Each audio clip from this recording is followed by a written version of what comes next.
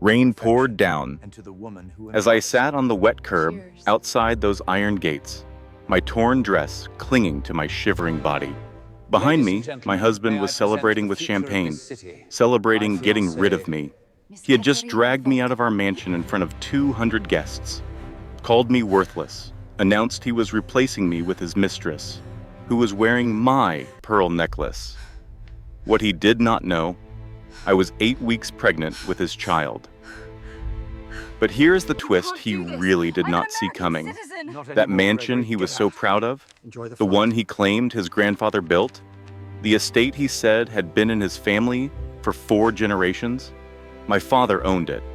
Every single brick, every chandelier, every blade of grass. My husband had been paying rent to my family for 5 years, and he never even bothered to read the name on his own lease. He threw me out of my own inheritance, and he had absolutely no idea. This is the story of how a man destroyed his wife on borrowed ground, and how that ground swallowed him whole. Stay with me until the end, because the sweet, satisfying revenge, it is worth every second. This is a story about a woman who was thrown away like she was nothing, and discovered she was everything. If you have ever been made to feel worthless by someone who claimed to love you, this story will remind you of a truth they tried to make you forget. This morning, I woke up in that mansion with its marble floors and crystal chandeliers. This morning, I discovered I was pregnant with my first child. After 3 years of trying, 3 years of disappointment, 3 years of watching hope die month after month. I practiced in the mirror how I would tell my husband the happy news. I imagined his face lighting up with joy. I imagined him spinning me around, laughing, finally looking at me the way he used to when we first fell in love. I imagined us becoming a real family at last. That was 12 hours ago. 12 hours that might as well have been a lifetime. 8 hours ago, I discovered my husband had been sleeping with another woman for 6 months. I found the photographs, I saw the proof with my own eyes, each image a knife twisting deeper into my heart. 4 hours ago, I was dragged across those pristine marble floors by security guards, while 200 people watched in horrified fascination. Some of them laughed. Most of them pulled out their phones and recorded my humiliation like I was entertainment, like my destruction was content for their social media feeds. My husband, the man who had promised to love me forever, who had slipped a diamond ring on my finger and sworn vows before God and our families, stood there with champagne in his hand and told everyone I was worthless, that I contributed nothing to our marriage, that everything around us, every chandelier and painting and piece of furniture belonged to him and him alone. He was wrong about all of it, but especially about that last part. Because here's the thing about that mansion, about those marble floors that my tears had stained, about every single inch of the empire. Gregory Ashford claims he built from nothing with his own 2 hands and brilliant mind. It all belongs to my father, every brick, every chandelier, every blade of grass in those manicured gardens, every rose in that garden he claims his grandmother planted. And Gregory has absolutely no idea. My name is Josephine Callahan, and this is the story of how I lost everything in one brutal night and discovered I never lost anything at all. This is the story of how the man who threw me out, like garbage, was standing on borrowed ground the entire time, building his castle of lies on a foundation owned by the very family he despised. But I am getting ahead of myself. Let me take you back to the beginning, to the morning that started it all, when 2 pink lines changed everything. I woke up nauseous that Tuesday morning in early November. At first, I thought it was just stress manifesting in my body the way it always did. Gregory and I had been distant for months, sleeping in the same bed, but existing in different worlds. I had been losing sleep worrying about our marriage, about the growing coldness in his eyes, about the way he looked through me instead of at me. But when the nausea hit me again as I tried to brush my teeth, and then again as I attempted to drink my morning coffee, something clicked in the back of my mind, a possibility I had almost stopped believing in. I was late, almost 2 weeks late, and I was never late. With shaking hands, I dug through my bathroom cabinet, pushing aside half-empty bottles of lotion and forgotten makeup, until I found an old pregnancy test I had bought months ago during one of our many failed attempts to start a family. The box was dusty, the expiration date still valid but approaching. I had stopped taking these tests regularly because the disappointment had become too heavy to bear month after month. 3 years of trying, 3 years of temperature charts and ovulation tracking and timed intimacy that felt more like a medical procedure than an act of love. 3 years of Gregory growing colder with each negative result, as if my body's failure to conceive was a personal insult to his masculine pride. I sat on the edge of that cold marble bathtub in our massive master bathroom, the test stick clutched in my trembling fingers, and I waited.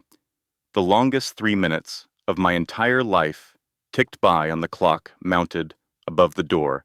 I could not look. I could not breathe.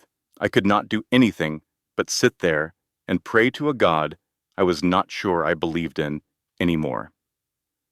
When I finally forced myself to look down, my vision blurred with tears before I could even focus on the result window. 2 pink lines. Clear and unmistakable against the white background. I stared at them so long, my eyes began to sting and water. 2 pink lines. After everything we had been through, after all the tears and the fertility treatments and the hope that kept dying and being reborn month after month, only to die again. 2 pink lines that meant everything was about to change. I touched my still flat stomach with wonder, my fingers pressing gently against the place where a new life was already growing, already dividing and multiplying, already becoming a person. "Hello, little one," I whispered into the empty bathroom, my voice cracking with emotion. "I am your mother, and I am going to love you more than you can possibly imagine." Tears streamed down my face, but for the first time in months, they were happy tears, joyful tears. For the first time in what felt like years, I felt genuine hope blooming in my chest. Maybe this baby would bring Gregory back to me. Maybe this was the miracle our dying marriage needed. Maybe when he heard the news, when he realized we had finally succeeded in creating life together, he would remember why he had fallen in love with me in the first place. I hid the pregnancy test in my jewelry box beneath my grandmother's pearls, the ones Gregory had given to someone else, planning the perfect reveal. Gregory was hosting a dinner party that night, one of his elaborate affairs with important business associates, society people, local politicians, the usual crowd of wealthy and powerful individuals he loved to impress and manipulate. I would wait until after dinner, pull him aside to somewhere private, and tell him the news that would change our lives.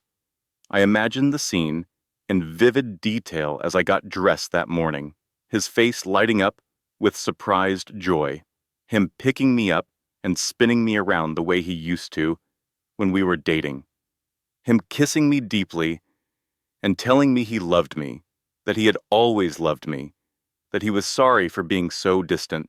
I imagined us becoming a real family at last, the 3 of us against the world. I was such a fool, such a naive, trusting, pathetic fool. What I did not know, what I could not possibly have known, as I stood there, dreaming of reconciliation and new beginnings, was that I was not the only one planning a revelation that night. Gregory had his own announcement prepared, one that had been in the works for months, and his announcement would not bring us together. It would destroy me completely. But before I tell you about the dinner party that shattered my world, I need to tell you about what else I discovered that morning. Because the same day I found out I was carrying my husband's child, I also discovered that my husband was a liar, a cheater, and a fraud. I had hired a private investigator 3 weeks earlier. It cost me $2,000, every single penny I had secretly saved over 2 long years, by returning clothes Gregory bought me and pocketing the refunds, by skimming small amounts from the household budget he gave me, by selling jewelry he had forgotten about on consignment at a shop across town where no one knew me. Gregory controlled every bank account, every credit card, every aspect of our financial life. He gave me a monthly allowance for household expenses and reviewed every statement with the suspicious eye of an accountant looking for fraud. That $2,000 represented my entire net worth as a married woman, the sum total of my financial independence after 3 years of marriage to a supposed millionaire. The investigator was a tired-looking man in his 50s named Frank, who operated out of a small office above a dry cleaner's shop. He met me in a parking garage downtown that morning, away from prying eyes and security cameras, and handed me a thick manila envelope with a look on his weathered face that told me I was not going to like what was inside. "I prepared myself," he said quietly, "but nothing really prepares you." I opened the envelope with hands that would not stop shaking, no matter how hard I tried to control them. Photographs spilled out onto my lap like evidence in a criminal trial. Gregory and a blonde woman at the Whitmore Hotel downtown, entering a room together in the middle of a Tuesday afternoon.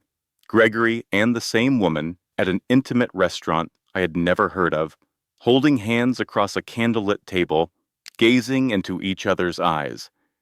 Gregory kissing her passionately in his car, parked in some secluded spot where he thought no one would ever see. Her name was Iris Montgomery. I recognized her immediately from the dozens of times she had come to our house over the past 6 months. His business consultant, he had called her, with a smile that I now realized had been mocking me the entire time. She had been coming to our home for meetings that lasted until midnight, meetings that happened in his locked study, where I was never allowed to enter. I had made her coffee with my own hands. I had smiled at her and welcomed her into my home. I had trusted my husband when he said it was just business, that she was helping him restructure his company, that I would not understand the complicated financial matters they were discussing. All those nights I had gone to bed alone while he stayed up working with her. All those weekends he had been away on business trips. All those times he had come home smelling of unfamiliar perfume and claimed it was from a client who had hugged him. But the photographs were not even the worst part. The investigator had found something else while digging into Gregory's background, something I had not asked him to look for, but that he felt obligated to share. Financial documents, bank records, internal memos from Gregory's company that had been carelessly discarded. Frank leaned against his car and lit a cigarette while I read through the papers, my horror growing with each page I turned. Ashford Technologies, the cloud computing startup that Gregory bragged about at every dinner party, the empire he claimed to have built from nothing through sheer genius and determination, was $4.7 million in debt. My husband, the successful tech millionaire who wore custom suits and drove a $100,000 car, was drowning in red ink. He had been hiding losses for at least 2 years, falsifying reports to investors, moving money between accounts to create the illusion of profitability. The company was a house of cards, and a single strong wind would bring the whole thing crashing down. The empire he boasted about to anyone who would listen was built entirely on lies. For one long moment, sitting in my car in that dim parking garage, with evidence of betrayal scattered across my lap, I almost felt sorry for him. He must be so scared, I thought, so desperate to maintain the illusion of success that defined his entire identity, so terrified that the world would discover the truth about who he really was beneath the expensive suits and confident smile. Then I remembered the 2 pink lines on that pregnancy test, and I remembered the photographs of him kissing another woman, and whatever sympathy I had felt evaporated like morning dew. I had 3 options laid out before me, each with its own risks and consequences. Option 1: confront Gregory immediately. Show him the photographs and the financial documents. Demand a divorce and fight for whatever scraps I could salvage from the wreckage of our marriage. Option 2: stay silent and plan my escape carefully. Gather more evidence. Consult with lawyers. Build a case that would ensure I got what I deserved when I finally left. Option 3: wait until after the dinner party, tell him about the pregnancy first, and give him one last chance to choose us, to choose our family, over his mistress and his lies. I chose option 3, not because I was weak, although looking back now through the lens of bitter experience, maybe I was. I chose it because I wanted my child to know someday that I had given their father every possible chance. I wanted to be able to look my baby in the eyes when they were old enough to understand and say honestly that I tried. I really tried to make it work. I did not know that while I was sitting in that parking garage, contemplating how to save my marriage, Gregory was already planning option 4. A public execution designed to destroy me so completely that I would never recover. The Ashford estate. That was what Gregory called our home, speaking the words with the kind of reverent pride usually reserved for ancestral castles and historic landmarks. 22 rooms spread across 15,000 square feet of pristine luxury. 7 bathrooms clad in Italian marble. A pool house bigger than the cramped apartment where I had grown up with my father after my mother died. Gardens that sprawled across 3 acres, meticulously maintained by a team of professional landscapers. A circular driveway with a fountain in the center that probably cost more than most people's houses. Gregory had told me the story of this house dozens of times, always with the same rehearsed reverence, always with the same carefully constructed details. His grandfather built it in 1962, he would say, gazing up at the facade with what I now recognize as performed nostalgia. He made his fortune in railroad investments and wanted to create a legacy that would last for generations. My grandmother planted every rose in that garden with her own hands. That portrait above the fireplace is my great-uncle, a railroad tycoon who helped build the transcontinental lines. 4 generations of Ashfords had lived within these walls, he told me, and now I was part of that legacy, that noble tradition of wealth and privilege. I believed every word. Why would I not? Who lies about something as verifiable as family history and property ownership? Who invents an entire ancestry complete with railroad tycoons and rose-planting grandmothers? Gregory Ashford, that is who. The truth was simpler and sadder and infinitely more pathetic than the elaborate fiction he had constructed. Gregory rented this mansion through a property management company called Morrison Property Partners, $15,000 a month.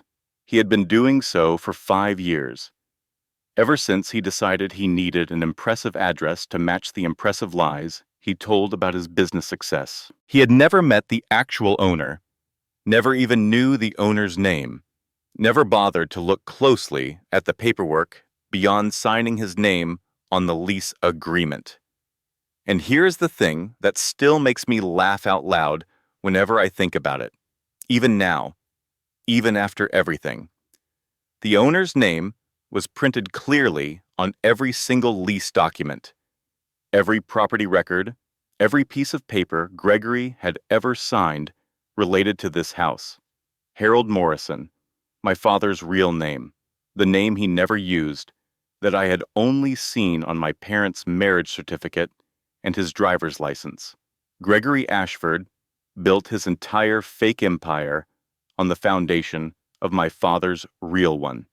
He played lord of the manor in a house owned by the quiet man in flannel shirts, whom he had mocked and dismissed as nobody at his own wedding.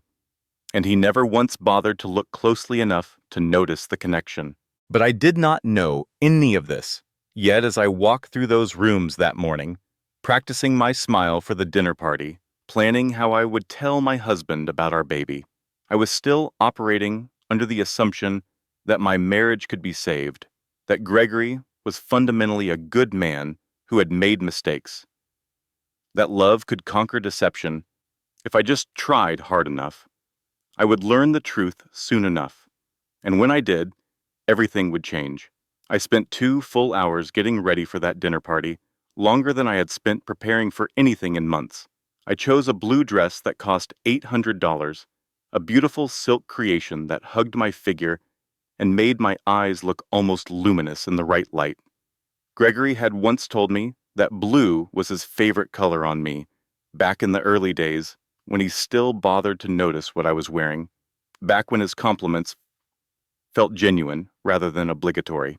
I did my hair the way he liked it, swept up in an elegant twist that exposed my neck. I applied my makeup with painstaking care, going for a natural look that still managed to highlight my best features. I practiced my smile in the mirror over and over until it looked almost real, until even I could almost believe I was happy. I had the affair photographs in my purse, tucked into a side pocket where I could feel their presence like a wound. The financial documents, too, folded and refolded until the creases were permanent. But I was not going to use them. Not yet. Not tonight. Tonight, I was going to give my husband one more chance. I was going to tell him about our baby and pray that it would remind him why he had married me in the first place, that it would awaken whatever love still existed somewhere beneath the coldness and the lies. God, I was naive, so trusting, so hopeful, so desperately committed to believing in a man who did not deserve an ounce of my faith. The guests started arriving around 7 o'clock, just as the sun was setting and the mansion's exterior lights were flickering on to illuminate the facade in warm golden hues. Luxury cars lined the circular driveway like an automotive fashion show. Valets in crisp uniforms parked Porsches and Mercedes and Bentleys and a few exotic imports I could not even identify.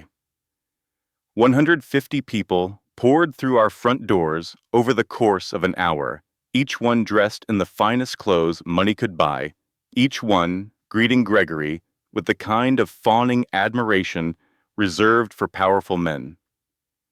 Business associates from Ashford Technologies, most of whom I had met at similar events, but whose names I could never quite remember.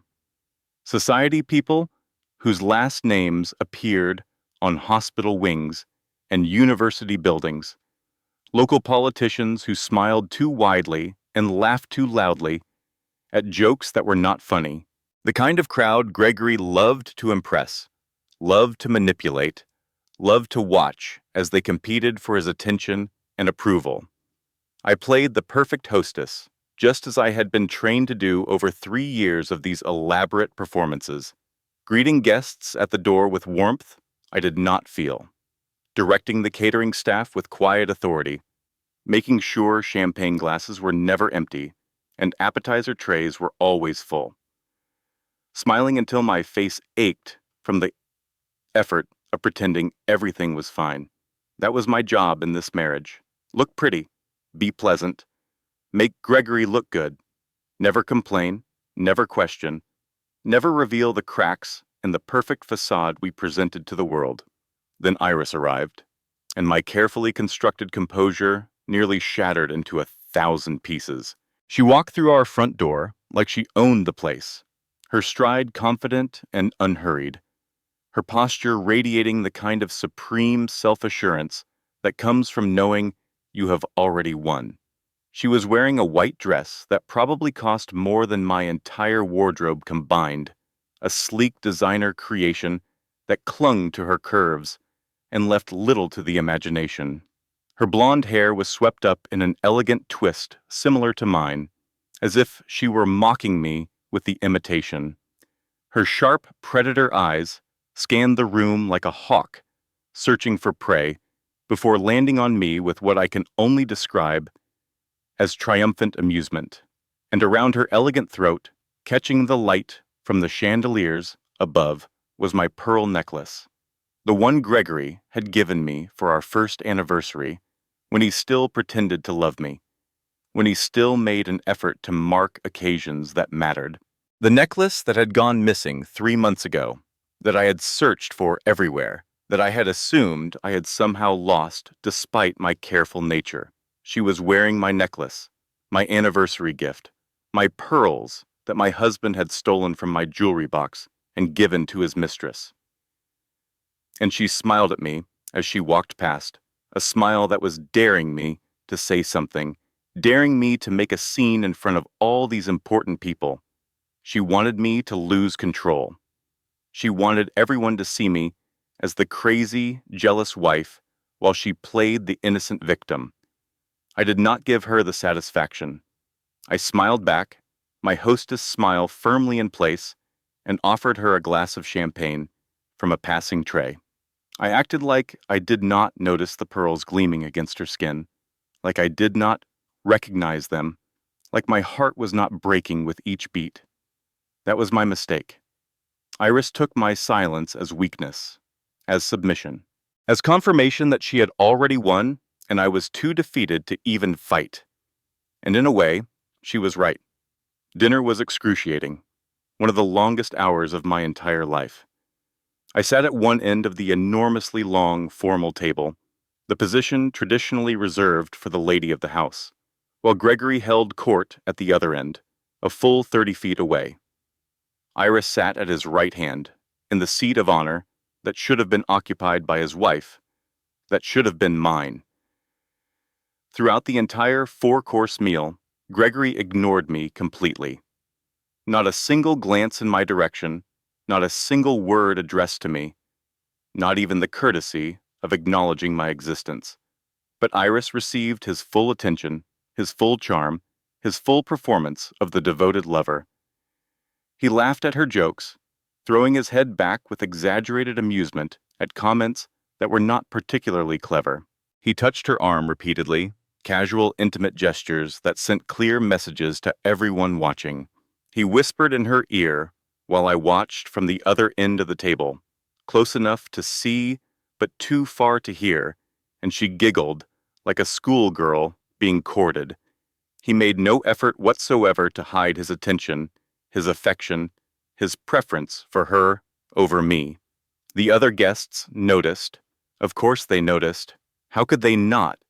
Eyes darted back and forth between me and the couple at the other end of the table, watching this drama unfold like spectators at a tennis match. Whispers circulated from guest to guest, spreading like wildfire through dry grass. I saw phones come out under the table, thumbs typing rapid texts to friends who were not present, spreading the gossip in real time. Everyone at that table knew my husband was sleeping with another woman. They had probably known for months, had probably been gossiping about it at other parties I was not invited to, had probably pitied me behind my back while smiling to my face. I was the last to know. The punchline to a joke everyone else had been laughing at for months.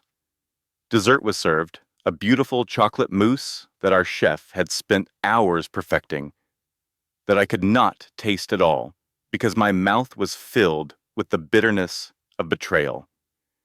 My hand shook so badly I could barely hold my fork, so I kept them hidden in my lap where no one could see my distress. Then Gregory stood up, and my world ended. He tapped his crystal champagne glass with a silver fork, and the room fell silent immediately. All eyes turned toward him with the kind of attention he loved and cultivated. He smiled his magazine cover smile, the one he had practiced in mirrors until it was perfect, and cleared his throat dramatically. "I want to thank everyone for coming tonight," he said, his voice carrying easily across the silent room. "You are all important to me, business partners, friends, People who have watched Ashford Technologies grow from a humble dream in my garage to the empire it is today. Polite applause rippled through the assembled guests, the kind of trained response wealthy people give when expected. Gregory continued, his confidence building with each word. But tonight is not about business. Tonight is about truth, about authenticity, about finally being honest with the people I care about. My heart began to race, pounding so hard I could hear it in my ears. For one insane, hope-filled moment, I thought he was going to apologize. I thought he had realized his mistakes and was going to announce, in front of all these witnesses, that he was recommitting to our marriage. Maybe he had somehow found out about the pregnancy. Maybe this was his way of making things right, of showing me that our family mattered more than his affair. For 3 years, Gregory said, his voice dropping into a register of carefully performed sincerity, I have been living a lie, pretending to be happy, pretending to be fulfilled, pretending that my marriage was something it never was. The silence in that dining room became absolute. I could hear my own heartbeat thundering, could hear the blood rushing through my veins, could hear the tiny sounds of guests shifting uncomfortably in their seats. Tonight, in front of all of you, I want to announce that I am filing for divorce. The word hit me like a physical blow to the chest. Divorce. I felt myself crumbling from the inside out, felt my vision narrowing to a tunnel focused only on my husband's cruel, handsome face. The room erupted in gasps. Someone dropped a fork with a clatter. I heard whispered exclamations of shock, though whether genuine or performed, I could not tell. Gregory walked around the table toward Iris, his movements confident and rehearsed. He had planned this, choreographed it. Every step, every gesture, every word had been designed for maximum dramatic impact. He took Iris's perfectly manicured hand, pulled her gracefully to her feet, and wrapped his arm around her waist with possessive intimacy. They stood there together, beautiful and triumphant, framed against the backdrop of the dining room, where I had hosted dozens of dinner parties, where I had played the perfect wife while my marriage crumbled to dust around me. And I want to introduce you to the woman I love, Gregory announced, his voice ringing with false sincerity. The woman I should have waited for, the woman who understands me in ways my wife never could. Iris Montgomery. Iris beamed like a bride at her wedding, pressing herself against my husband's side, looking at me with pure triumph blazing in her sharp eyes. My pearl necklace, my anniversary pearls, caught the light and threw tiny rainbows across the white tablecloth. The room spun around me like I was trapped on a carnival ride. I heard sounds, gasps, whispers, someone laughing nervously, cutlery being set down, but they seemed far away, muffled, like I was hearing them from underwater. I tried to stand, but my legs refused to cooperate. I tried to speak, but my voice had abandoned me. I could not breathe, could not move, could not think. Gregory, I finally managed to whisper, my voice barely audible, even to myself. Please, can we talk about this privately? He looked at me then, finally acknowledging my presence, and his eyes were cold. Colder than I had ever seen them, colder than ice, colder than the grave, where our marriage was already being buried. Talk about what, Josephine? His voice was hard, dismissive, the voice of a man speaking to someone beneath his notice. There is nothing to discuss. I have made my decision. Honestly, I should have done this years ago. I have been miserable with you since our honeymoon ended. Iris walked toward me, champagne glass in hand, her heels clicking against the marble floor with each deliberate step. Her voice dripped with false sympathy and genuine cruelty. Oh, honey, she said, looking down at me with theatrical pity. Did you really think a man like Gregory would stay with someone so ordinary? Forever? You were a phase, sweetheart. A starter wife, a placeholder. You kept the seat warm while he waited for something better. She gestured to herself with a theatrical flourish, my pearls swinging with the movement. You are looking at better. I tried to stand again, and this time my body obeyed, though my chair scraped loudly against the floor with the graceless movement. Every face in that room was turned toward me now. Some looked horrified, their mouths hanging open in shock. Some looked fascinated, leaning forward in their seats like this was the most entertaining dinner theater they had ever witnessed. Several were holding up their phones, recording everything, capturing my humiliation for posterity. "Gregory, please," I said, my voice trembling with desperation and unshed tears.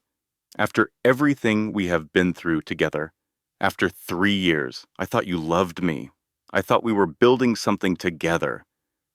"Security," Gregory said, cutting me off like I had not spoken at all.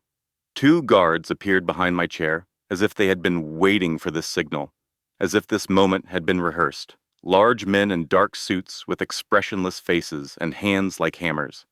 Their grip closed around my arms before I could react. "Remove her from my house," Gregory commanded, his voice carrying the authority of a king dismissing a servant. "She has 10 minutes to pack her personal belongings. Everything else stays. The jewelry, the clothes, everything I paid for. That is mine." "You cannot do this," I gasped as the guards lifted me from my chair. My feet barely touched the ground as they began dragging me backward. "Gregory, I am your wife. You cannot just throw me out like garbage." "Not for long," he replied with a dismissive wave of his hand. "My lawyers will be in touch." The guards dragged me through the dining room, past all those watching faces that would haunt my nightmares for years to come. My dress caught on a chair leg and tore at the hem, but they did not stop. They just kept pulling me toward the stairs, toward the bedroom, toward the end of everything I had known. I looked around desperately as I was hauled past the guests. Surely someone would help. Surely someone would speak up, would intervene, would say that this was wrong. These were people I had welcomed into my home, people I had served drinks to and made conversation with and remembered birthdays for. But no one moved. No one spoke. Some guests looked away in obvious embarrassment, unable to meet my eyes. Others watched with open fascination, like they were witnessing a car crash in slow motion and could not look away. A man near the fireplace was actually laughing, his florid face twisted with cruel amusement.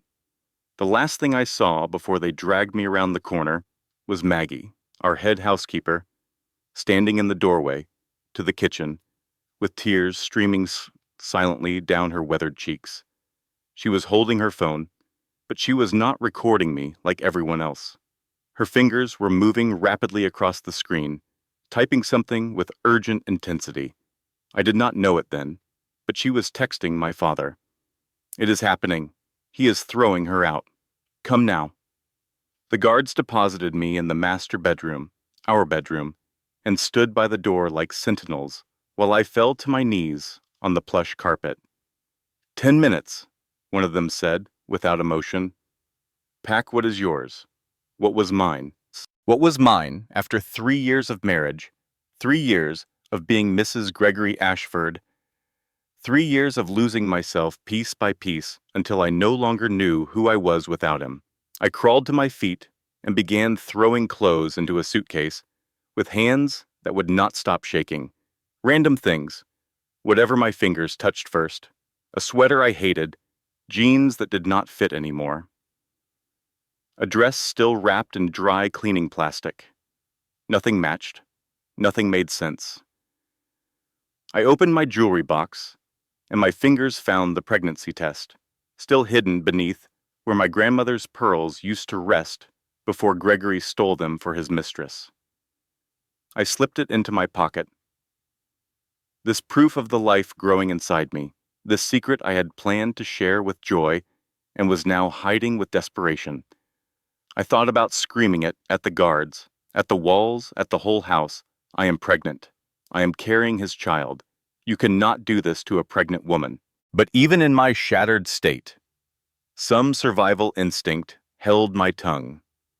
Whatever happened next, my baby would never know their father had thrown their mother out like trash.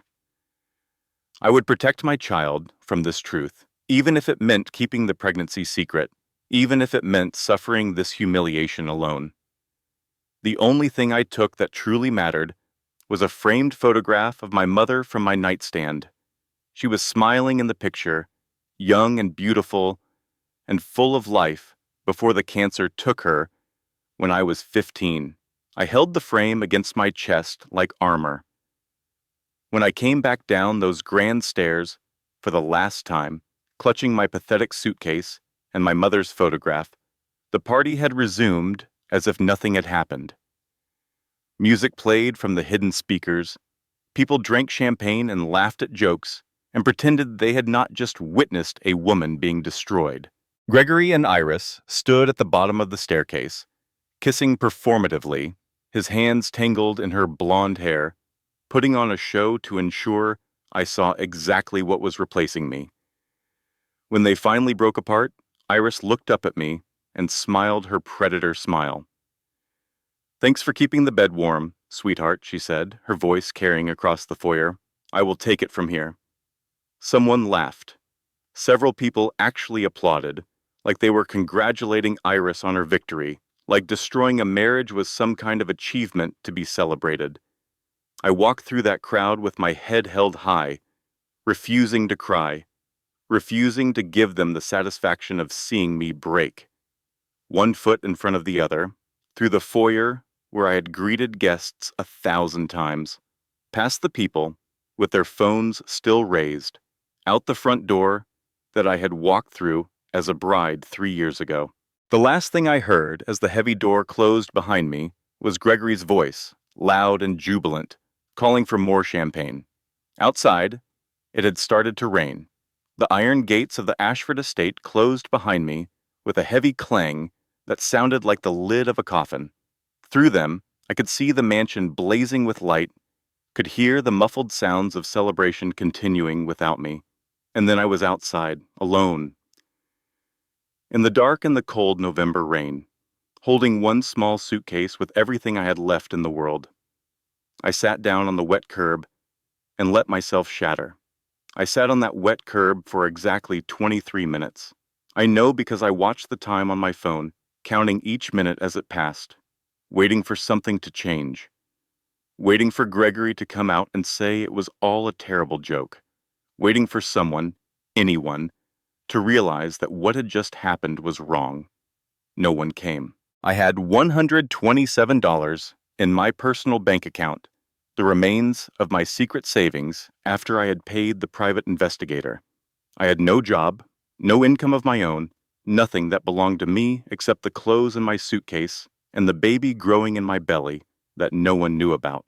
My phone was nearly dead, and I was sitting in a rainstorm outside a mansion that had never been my home, married to a man who had never truly been my husband.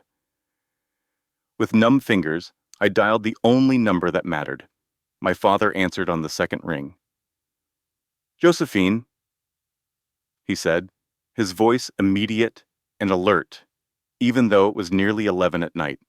I tried to speak, but all that came out were sobs, ugly, gasping sounds that tore from my chest like something dying. "I know, sweetheart," my father said, his voice steady as a rock in a storm. I know. Take a breath. Are you hurt, Dad?"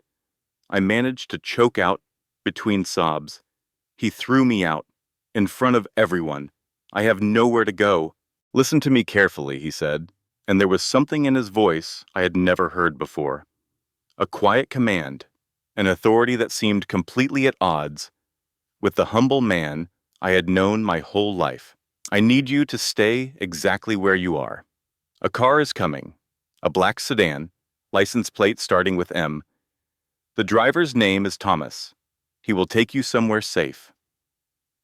"Dad, I do not understand. How do you know what happened?" How do you have a car coming? You do not have to understand right now. You just have to trust me. Can you do that, sweetheart? I thought about my father, Walter Callahan, who had raised me alone after my mother died, who had worked long hours at a job he never talked about to put me through college, who drove a 15-year-old pickup truck and bought his clothes at Goodwill and lived in a 900-square-foot cottage. How did this man have a private car service that could reach me in minutes? Yes, I whispered. I trust you. Good girl. The car will be there in 8 minutes. I will explain everything soon, but not tonight. Tonight you just need to rest. Dad, how did you know what happened? How did you know before I called? 8 minutes, sweetheart. I love you. He hung up, leaving me with more questions than answers. The car arrived in exactly 8 minutes, just as he had promised. A sleek black sedan that looked like it cost more than my father's entire house. The driver, Thomas, was a professional in a dark suit who treated me like I was somebody important. He held an umbrella over my head as I climbed into the leather back seat. He handed me a warm blanket without being asked. He drove me to the Whitmore Hotel downtown, one of the most exclusive addresses in the city. When I tried to check in, soaking wet and obviously broken, the receptionist did not bat an eye. Mrs. Callahan, she said with a warm smile, your suite is ready. Your bill has been taken care of. Would you like some tea sent up? I did not ask who was paying. I did not ask how long I could stay. I did not ask any of the 1,000 questions crowding my exhausted mind. I just went upstairs to a suite that was bigger than my first apartment, took a shower so hot it nearly scalded me, and sat on a bed that cost more per night than most people earn in a week. I pulled out the pregnancy test and stared at it for a long time. Positive. Still positive. My whole world had been demolished, but these 2 pink lines remained unchanged, undeniable. I was going to be a mother, and the father of my child had just called me worthless in front of 200 people, had me dragged across the floor like garbage, had replaced me with a woman wearing my own pearls. I put my hand on my stomach and made a promise. I do not know how yet, baby, I whispered into the empty suite, but I am going to protect you. I am going to give you a better life than this, whatever it takes. The next morning, I went to a private clinic, one of the addresses on the list of resources for women in difficult situations that I had found in my purse, tucked there by someone, probably Maggie, at some point during my ordeal. A kind female doctor, with gentle hands and understanding eyes, confirmed what I already knew. The blood test confirms it, she said. You are approximately 8 weeks pregnant. Everything looks healthy so far. Thank you, I said, the words feeling inadequate. Mrs. Ashford, I have to ask, do you have support? A safe place to stay? I thought about the hotel suite, about my father's mysterious resources, about all the things that did not add up. I am working on it, I said. She gave me a list of resources for women escaping domestic situations, prenatal vitamins, and an appointment for a follow-up ultrasound. I walked out of that clinic, clutching the first image of my baby, a tiny blob on a black and white printout that somehow looked more real and more important than anything else in my life. Sitting in the parking lot afterward, I made a decision. I was not going to be a victim waiting for someone to save me. I was not going to collapse into helplessness and despair. I was a trained paralegal. I had spent years at one of the most prestigious law firms in the city before Gregory convinced me to quit. I understood contracts and evidence and legal strategy. He might have taken everything else from me, but he could not take my mind. It was time to fight back. I returned to the hotel and began researching with the methodical focus that had made me good at my job. Gregory had always told me the mansion was inherited, his grandfather's estate held in a family trust. But now I had every reason to doubt every word he had ever spoken. Public property records are exactly that, public. Anyone with an internet connection and basic research skills can access them. And I had more than basic skills. It took me 2 hours of searching through county assessor databases and corporate registrations, but I found it. The mansion was owned by something called Morrison Property Partners, LLC. Not an Ashford, not a family trust. A property management company. Gregory did not own that house. He had never owned it. He had been renting it for years while telling everyone it was his ancestral estate. My heart pounded as I dug deeper, trying to find out who was behind Morrison Property Partners. But I hit a wall. The company was legitimate, but opaque, wrapped in layers of corporate structure designed to protect the actual owner's identity. Shell corporations nested inside shell corporations. Without a court order or inside information, I could not find out who really owned that house. But it did not matter yet. What mattered was that I had proof Gregory had lied. His entire Ashford estate story was complete fiction. And that lie might be the key to everything. I called Helen Price, my old colleague from the law firm. She was the one friend Gregory had not managed to completely separate me from, though not for lack of trying. A senior paralegal in her mid-40s, practical and fierce and loyal, in ways I had not fully appreciated until now. "Jesus Christ, Josie," she said when she answered my call. "It is all over social media. Are you okay?" "No," I admitted, "but I will be. Helen, I need your help. I need access to legal research databases, and I need the name of a good divorce attorney who will work on contingency." "Done," she said, without a moment's hesitation. "What are you planning?" "I am planning to fight. That is my girl. Tell me everything." I told her about the affair, about the company's debt, about the rented mansion that Gregory claimed was his ancestral home. "Send me what you have," Helen said when I finished. "I will dig from my end." And Josie? That bastard picked the wrong woman to cross. While I was researching and planning, the videos were spreading across the internet like a plague. Someone had edited the dinner party footage into a highlight reel designed for maximum viral impact. My face, when Gregory made his announcement, frozen in a moment of absolute devastation. The moment Iris smiled at me, with my own pearls around her throat, the guards dragging me across the marble floor while my dress tore and my dignity shattered. Gregory and Iris kissing at the bottom of the stairs while I was led away like a criminal. Millionaire CEO divorces, wife at dinner party. That was the headline everywhere. 500,000 views before morning, 1 million by noon. The comments section was a cesspool of cruelty. Pathetic. She must have known. No man leaves a wife for no reason. Gold digger got what she deserved. Look at her face when she realizes it is over. Priceless. Thousands of people who had never met me, who knew nothing about my marriage or my life, decided I was the villain of my own humiliation.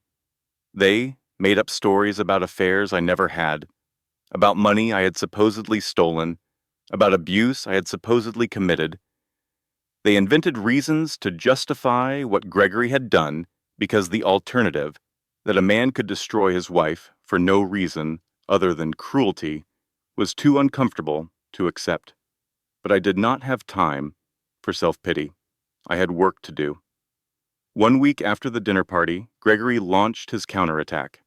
Legal documents arrived at my hotel, delivered by a courier, who made me sign for them like they were a gift rather than a weapon. His lawyer was Marcus Webb, known throughout the legal community as the Shark, the most aggressive divorce attorney in the state. Gregory claimed I had contributed nothing to the marriage, that all assets were his separate property, that I was entitled to nothing at all. But that was not the worst part. Gregory alleged infidelity. He claimed I had been having affairs throughout our marriage. His evidence was a series of photographs showing me meeting with an unidentified man multiple times over the past month. The man was my private investigator. Gregory had somehow discovered that I was investigating him, and he had twisted it into proof of my supposed cheating. He was using the evidence I had gathered to catch him as a weapon against me. It was brilliant in its cruelty. It was evil in its execution, and it might actually work. Then he froze the accounts. Our joint savings, gone. The credit card he had given me for household expenses, canceled. Even the hotel room, which I discovered had been paid through some account connected to his business, was suddenly my responsibility. I had to leave the Whitmore that same night.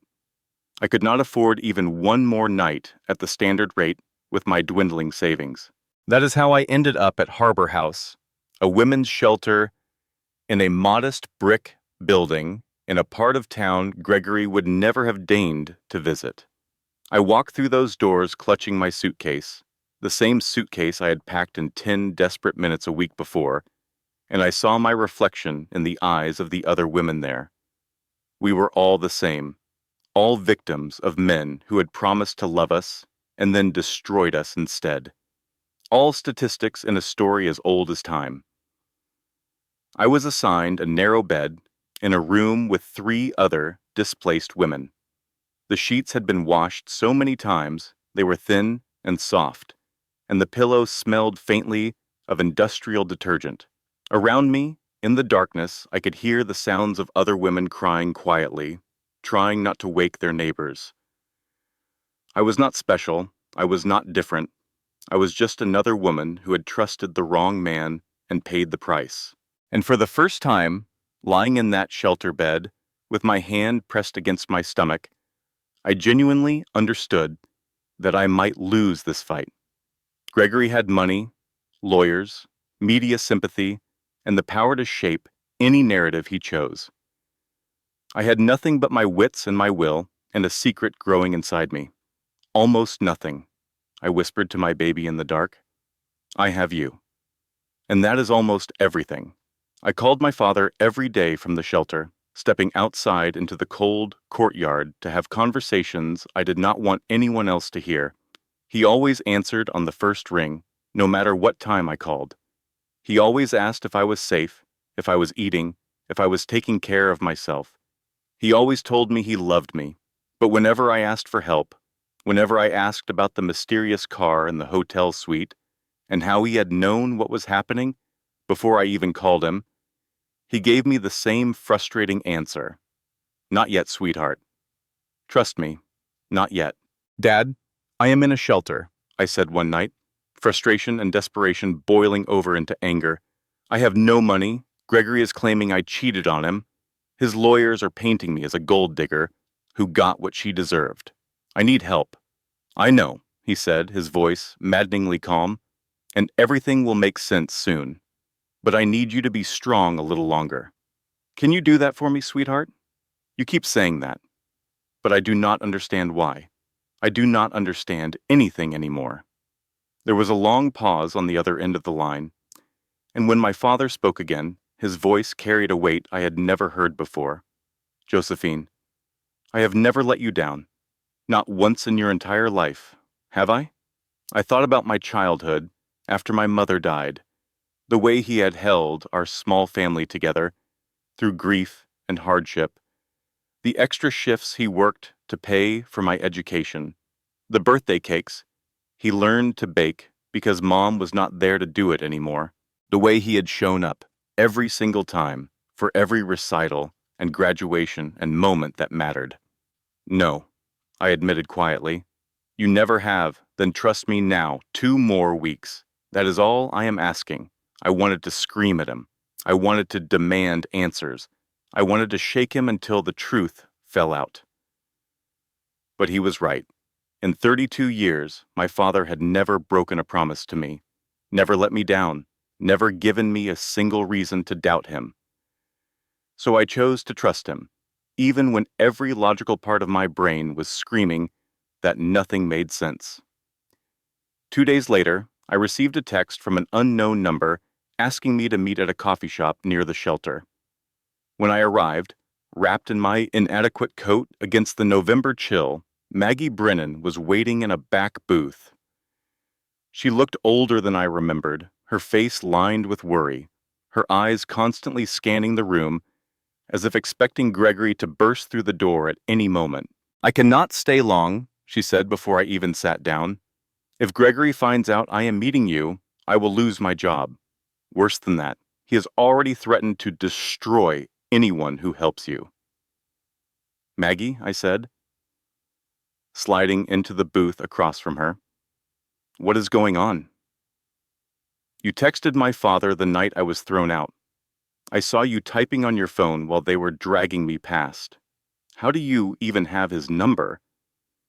She was quiet for a long moment, her weathered hands wrapped around a coffee cup that had gone cold. "Josephine, there are things I cannot tell you. Not yet. I made a promise to someone, and I have never broken a promise in my life. But I can give you one piece of advice." She slid an envelope across the table toward me. "Gregory keeps a safe in his study. The combination is his mother's birthday. October 14th, 1959, 10/14/59. If you could get inside that house, get inside that safe, you would find everything you need." "How am I supposed to get inside?" "He has security systems, guards, cameras everywhere. I change the alarm codes every month. This month's code is inside that envelope. The back door that opens from the kitchen hallway, the one the staff uses, that is the blind spot in the camera coverage. The security guards take their break at 10:30 every night and are usually gone for 45 minutes. Maggie, I do not understand. Why are you helping me? Why did you text my father?" She stood up abruptly, pulling her coat tight around her. "I have worked in that house for 22 years, Josephine, longer than Gregory Ashford has been there. I know who the real owners are, and when you find out the truth, everything will make sense." She walked out without another word, leaving me with an envelope full of alarm codes and more questions than I had started with. Real owners, plural. 22 years, longer than Gregory had even lived in that house. Maggie knew something enormous, something that connected to my father and his mysterious resources, and everything that did not add up, and she could not tell me. But she could give me the tools to find out myself.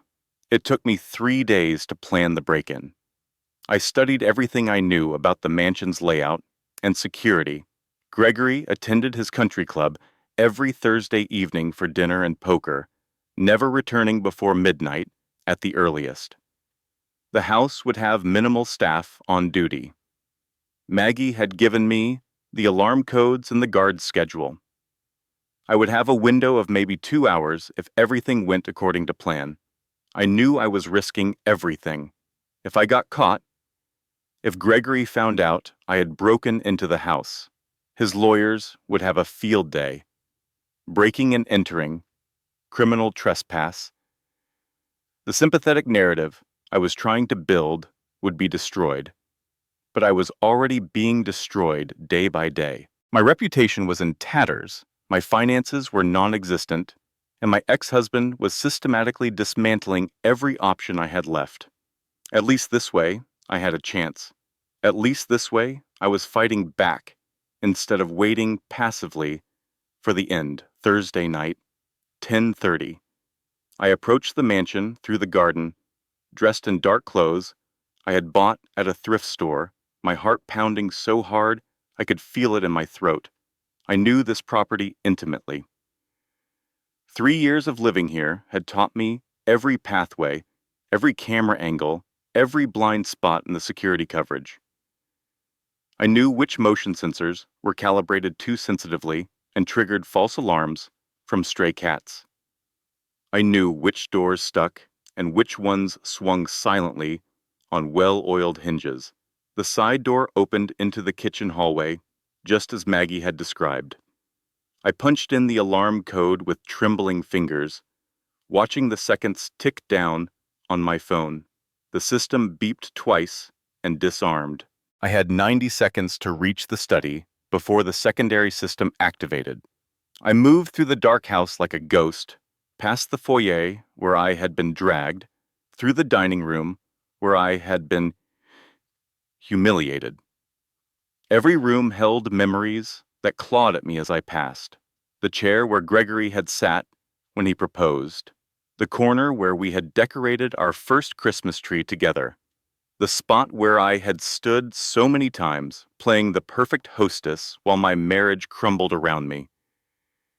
Gregory's study was at the end of the hallway on the main floor, a heavy oak door that had always been locked, that I had never been permitted to enter.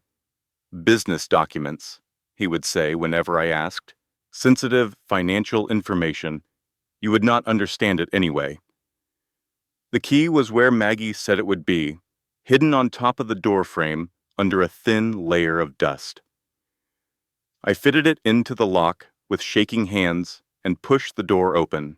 The study was exactly what I had imagined, and nothing like I had expected. Dark wood paneling that absorbed the moonlight streaming through tall windows. Leather chairs arranged around a massive desk. Framed photographs covering one wall, showing Gregory shaking hands with important people, Gregory accepting awards, Gregory looking successful and confident and completely in control. And in the corner, behind a painting of some generic hunting scene, a wall safe built into the wall. 10/14/59. His mother's birthday. Catherine Ashford. The woman who had called my father the help at our wedding, who had treated me like an unwelcome guest for 3 years of marriage. The safe clicked open on the first try. Inside, I found everything. Stacks of documents, USB drives, bundles of cash and rubber bands, a handgun I did not want to think about, and a folder marked Lease Agreement, Confidential. I pulled out the folder and began reading by the light of my phone, my hands shaking so badly the pages rustled like leaves in a wind. Lease agreement for this property, $15,000 per month. Tenant, Gregory William Ashford. Landlord, Morrison Surround Property. Partners, LLC. Managing agent, Daniel Reeves, Esquire. But that was not what stopped my heart. I flipped to the signature page, to the line where the actual property owner had signed their name. Harold Morrison. I stared at those 2 words until my vision blurred. Harold Morrison, my father's legal name, the name he never used, that appeared only on official documents, that I had seen exactly twice in my life, once on my parents' marriage certificate, once on his driver's license when I was 16 and learning to drive. My father owned this house. My father was Gregory's landlord. My father had been watching this whole charade the entire time. I photographed the lease agreement with trembling hands, then kept digging through the safe's contents. Each document was worse than the last. Financial records showing Ashford Technologies hemorrhaging money for years. Emails between Gregory and investors filled with lies and fabricated projections. A draft of a prenuptial agreement dated 3 years ago, before our wedding, that Gregory had never shown me because signing it would have required full financial disclosure of his actual situation. And at the bottom of the safe, hidden beneath everything else, a second phone. Gregory's secret phone. I turned it on and waited while it loaded. When the text messages appeared, my stomach lurched. Months of messages between Gregory and Iris, explicit photographs I did not want to see, and conversations that revealed everything. Cannot wait to be Mrs. Ashford, Iris had written 6 months ago.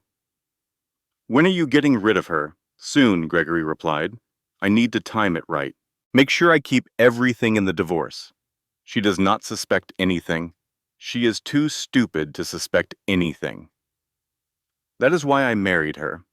Easy to control, too trusting to question, too desperate for love to see what was right in front of her face, too stupid.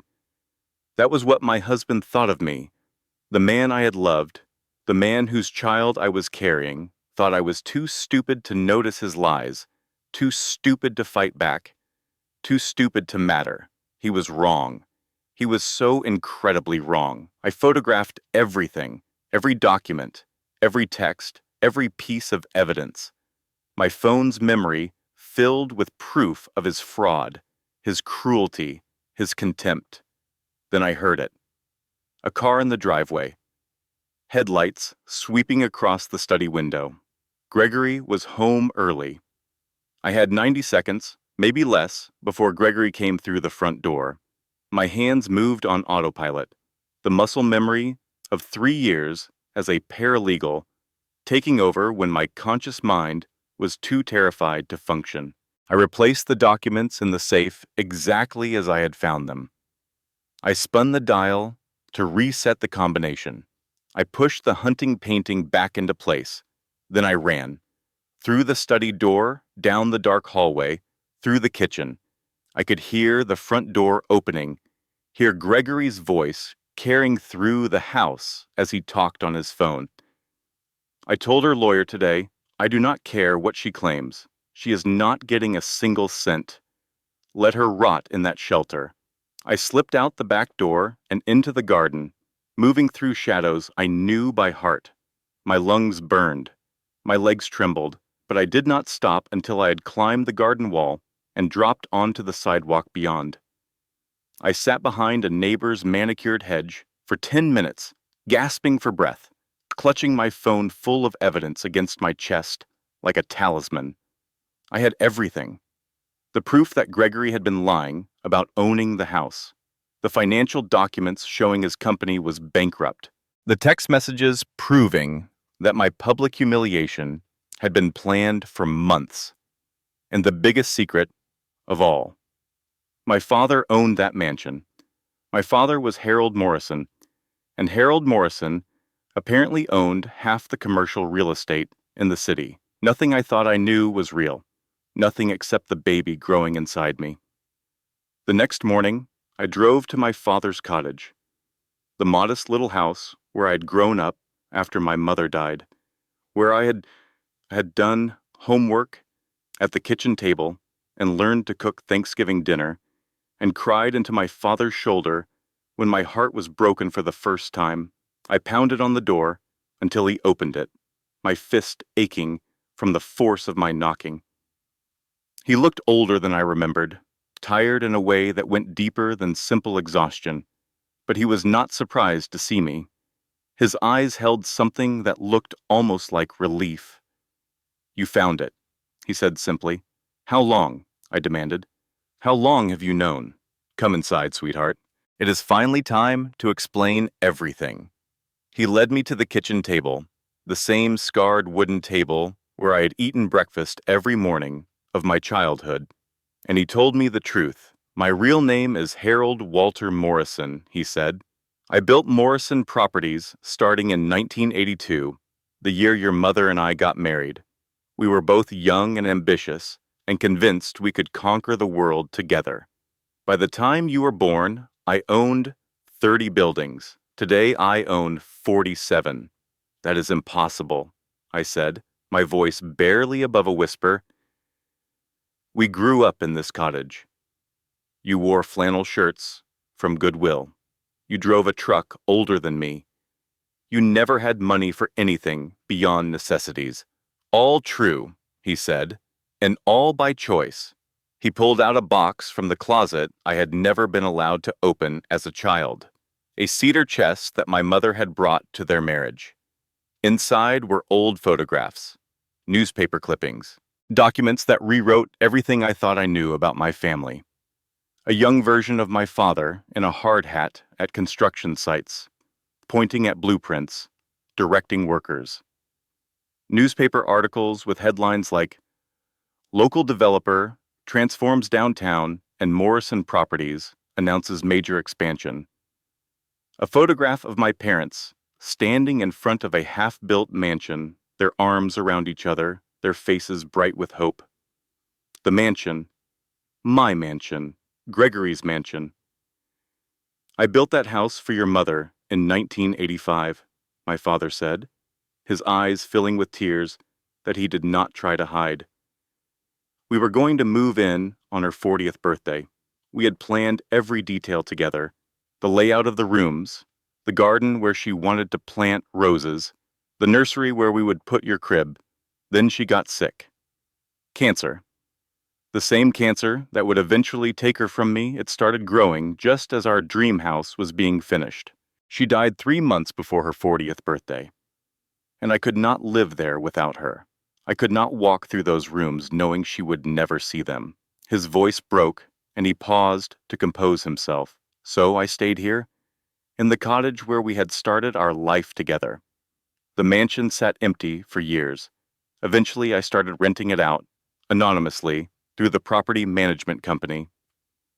It was easier than selling it, easier than admitting she was really gone. That part of my life was over. Gregory has been renting Mom's house this whole time, the house you built for her, for 5 years. $15,000 a month, which he has been late on more than once. He never knew who owned it, never cared enough to find out. He just saw a big, impressive house he could use to impress people, and he took it without asking any questions. He took your house. He took your daughter, and he never even knew they were connected. My father nodded slowly. He signed lease documents with my name on them a dozen times. Harold Morrison, right there in black and white. He looked at it and saw nothing because he could not imagine that a man who dresses like I do, who drives what I drive, who lives how I live, could possibly matter. Why did you not tell me? I asked, the question that had been burning in my chest since I first saw his name on that lease. Before the wedding, before I gave up my career and my independence for a man who was renting your house and lying about it. Why did you let me marry him? My father was quiet for a long moment, staring at his weathered hands. Because you loved him, he finally said, and I hoped I was wrong about him. He stood and walked to the window, looking out at the small garden where my mother had once grown tomatoes. When you were 29, you did not need my money. You had your own career, your own apartment, your own savings. You were building a life I was proud of. I wanted you to find love on your own terms. Real love. Not someone chasing an inheritance they did not know existed. Then Gregory came along, charming, successful, saying all the right things. I wanted to believe he was what you deserved, what you needed, but you did not believe it. I had doubts from the first time I met him, he admitted. So I investigated him, quietly. I have resources that you did not know about. I found the debt, the lies about the house, the cracks in his facade, but you were already engaged by then, already dreaming about your wedding, already so in love that you could not see what I could see. I made a choice, Josephine, maybe the wrong one. I decided to wait and watch, to let him prove himself one way or the other. And when he threw me out, I was ready. I have been ready for 3 years. Every piece of evidence I have gathered, every document, every witness, it is all prepared. I was just waiting for Gregory to show who he really was, waiting for him to make a move so egregious that no one could defend him. He turned to face me. Here is what is going to happen. I am going to evict Gregory from the mansion. 30 days notice, per the lease terms. His office is in Morrison Plaza, which I also own. That lease terminates too. His car is leased through a company where I am the primary investor. His country club membership, his yacht club, even the restaurant where he proposed to you. I sit on boards. I hold shares. I have influence in ways he never imagined. Gregory built his entire fake life on my real property, and I am going to pull every brick out from under him. He came to stand in front of me and took my hands in his. But Josephine, I want to be clear about something. This was always going to be your choice. I had the power to destroy Gregory at any time, but you had the right to decide when and how. That is why I waited. That is why I sent Maggie to help you find the evidence yourself, rather than just handing it to you. You did not need to be rescued, sweetheart. You needed to rescue yourself. And you did. The eviction day arrived like justice finally taking physical form. My father, an attorney named Daniel Reeves, who worked for Morrison Properties, 2 sheriff's deputies, and I pulled up to the mansion in a convoy of vehicles. As I looked through the car window at those iron gates, the same gates that had closed behind me in the rain, I felt something shift inside my chest. Not triumph exactly, something quieter, something that felt like the first breath after nearly drowning. Gregory opened the front door in a silk robe, coffee cup in hand, looking annoyed at the interruption to his morning routine. His expression shifted through several phases when he saw who was standing on his doorstep. Confusion first, then recognition, then contempt. "Josephine," he said with a sneer. "Come to beg? I told my lawyers absolutely no settlement. You get nothing." "Mr. Ashford," Daniel Reeves stepped forward, his voice carrying the weight of legal authority. "My name is Daniel Reeves. I represent Morrison Property Partners, the owner of this property. You are being served with an eviction notice." Gregory actually laughed, a harsh sound that echoed off the marble foyer behind him. "Eviction? From my own house? This is my grandfather's estate. It has been in my family for 4 generations. You have the wrong address." Daniel handed him a thick envelope of documents. "This property has never been owned by anyone named Ashford. You have been renting it for 5 years through our property management company. The owner has elected to terminate your lease effective immediately. You have 30 days to vacate the premises." Gregory's face went through a remarkable transformation as he flipped through the pages. The color drained from his skin. His hands began to tremble. His smug confidence crumbled like a sandcastle hit by a wave. "This is a mistake," he said, but his voice had lost its certainty. "There must be some error in the paperwork." "No mistake," my father said, stepping forward into the light. "I should know. I am the owner." Gregory stared at him, at the weathered old man in flannel and worn jeans, the man he had mocked at his own wedding, the man he had called nobody, and the help. "You?" he whispered. "That is impossible. You are just a retired property manager. You do not own anything." "I am Harold Morrison," my father said, and his quiet voice carried more power than Gregory's bluster ever had. "I built this house in 1985 for my wife, your mother-in-law, the woman you never bothered to learn anything about. I own Morrison Properties, Morrison Plaza, and about 45 other commercial buildings in this city, including the one where your office is located." Gregory's coffee cup slipped from his fingers and shattered on the marble floor. He did not seem to notice. "Your office lease is also terminated," my father continued, "along with your parking space at the Morrison Garage, your country club membership, which operates on property I hold the note on, your car lease, through a company where I am the primary investor." He stepped closer to Gregory, and for the first time, I saw my husband flinch away from someone he had always considered beneath him. "You called my daughter worthless. You dragged her across my floors. You threw her out of my house and left her in the rain while you celebrated with champagne. Now you are going to learn what worthless really means." Movement on the staircase behind Gregory caught my attention. Iris appeared at the top of the stairs, wrapped in a silk robe identical to Gregory's, her hair mussed from sleep. "Gregory, what is going on? Who are these people?" She descended the stairs and saw the eviction notices, the sheriff's deputies, my father's cold smile of satisfaction. "Gregory, tell me this is some kind of joke." "Iris," Gregory stammered, Just let me handle this. There has been some misunderstanding. Iris grabbed the documents from his shaking hands and began reading. Her perfectly made-up face went pale beneath its careful layers. You do not own this house. You have been renting. You told me this was your family's ancestral estate. You told me you were worth millions. It is complicated, Gregory started. Complicated? Iris's voice rose to a shriek.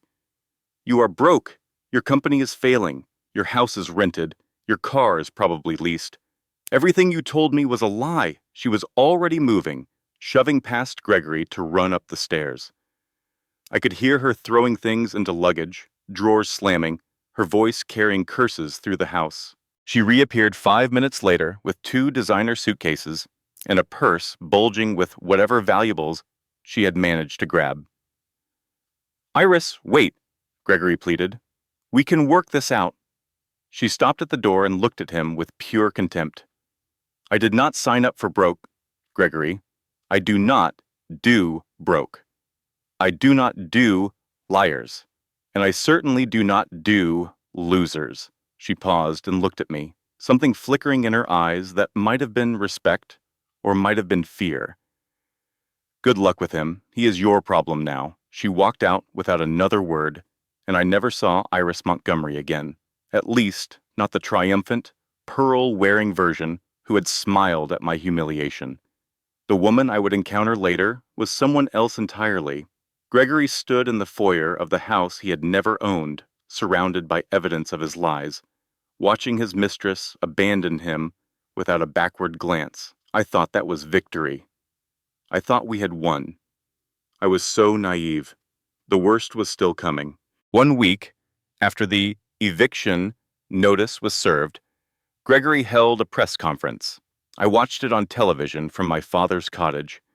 Helen sitting beside me, Daniel Reeves pacing behind us. Gregory stood at a podium in a hotel conference room, looking devastated and humble, and nothing like the arrogant man who had thrown me out. He dabbed at his eyes with a handkerchief. His voice trembled with manufactured emotion. I am here today to set the record straight, he said. Over the past week, terrible lies have been spread about me, about my company, my home, my character. But the truth is far simpler and sadder. My wife, Josephine, was having an affair. I have evidence. When I discovered her betrayal, I made the painful decision to end our marriage. I was emotional. I handled it badly in public, in front of friends. I deeply regret that. But what has happened since is far worse. My wife and her father have conspired to destroy me. They have used their hidden wealth and connections to attack my business, my reputation, my entire life. They have tried to paint me as a fraud when I am the victim. He held up documents that looked official and damning. The truth is that I rented my family home temporarily due to financial difficulties. Difficulties caused by my wife's excessive spending and the stress of her betrayal. I am not a fraud. I am not a liar. I am a man who loved too much and trusted the wrong person. He spun everything, every single fact, twisted into a different story. The mansion was temporarily rented due to financial stress I had supposedly caused. The affair evidence was reframed as my meetings with the private investigator, proof of my supposed infidelity. The eviction was portrayed as a vindictive attack by my secretly wealthy father against a self-made man who had the audacity to divorce his daughter. And the media ate it up. Scorned wife's billionaire father wages war on innocent husband.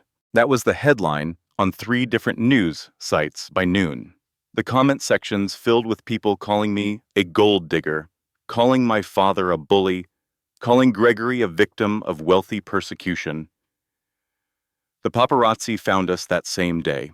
I could not leave the cottage without cameras in my face, reporters shouting questions, strangers on the street recognizing me and sharing their unsolicited opinions.